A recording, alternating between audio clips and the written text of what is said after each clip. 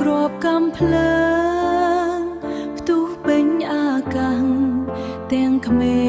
ងទាំងចាំងរត់ចាក់ចោលផ្ទះរត់ចាចោលផ្ទះ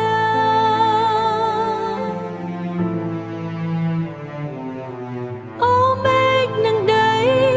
ថៃហើយនឹងខ្មៅមិនដេចអ្នកព្រួលប្រែចែកភពផ្សេងគ្នាឲ្យខ្ញុំរស់នៅ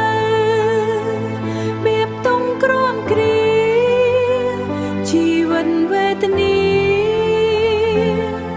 គ្មានកងគ្មានត្រង់